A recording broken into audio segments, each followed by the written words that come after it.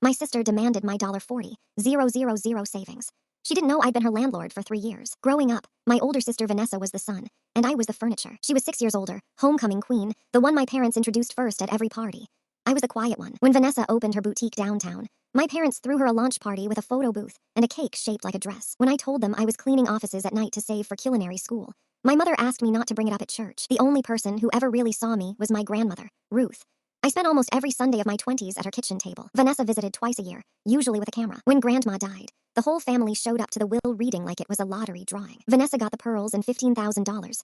I got a blue folder. My aunt actually laughed. Vanessa patted my shoulder and said, "That's so Grandma." Inside the folder was the deed to 214 Marion Street, the old brick building downtown that Grandma had quietly owned for 40 years through a company called Bluebird Holdings. 4 storefronts, 6 apartments, paid off since 1998. There was a sticky note in her handwriting. For the one who visited, "Don't tell them, sweetheart. Let them show you who they are first." So I said nothing. For 3 years, I said nothing. 6 months after the funeral, Vanessa's boutique lost its lease, and her broker found her a gorgeous new corner space. You can guess the address. She signed a 3-year lease at 214 Marion Street without ever asking who Bluebird Holdings was. My property manager handled everything.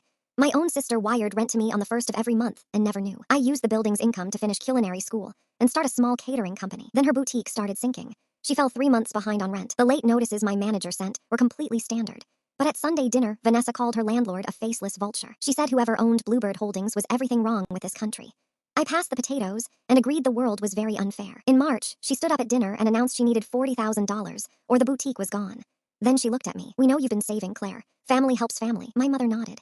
"You don't even have a real business, sweetheart. Vanessa has employees." My father said only, "A selfish person sits on money while her sister drowns." Vanessa slid a printed loan agreement across the table.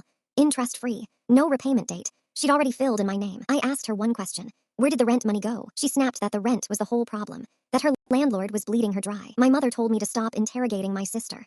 I said I'd think about it, and in the driveway she called me a disappointment. I didn't write the check. Instead, that week, Bluebird Holdings sent Vanessa a letter. Her back rent, $11,400, was forgiven. Her rent would be cut in half for 1 year, on one condition. She had to take the free small business bookkeeping course at the community center and meet the owner for coffee. She showed up at the cafe ready to charm her mysterious landlord. I watched her face go through every emotion I had ever felt at that dinner table. She sat down across from me and didn't speak for a long time. Then she whispered, "Does Mom know?" I said no, and she won't. That was 8 months ago. Her rent has arrived on the first of every month since. The boutique is still open. She took the course. And at Christmas, for the first time in 31 years, my sister asked me how my business was doing and stayed for the answer. My parents still think the blue folder was full of recipes. Vanessa knows better. Every month her rent shows up on time. And every month we have coffee at the cafe. We don't talk about the building. We don't have to.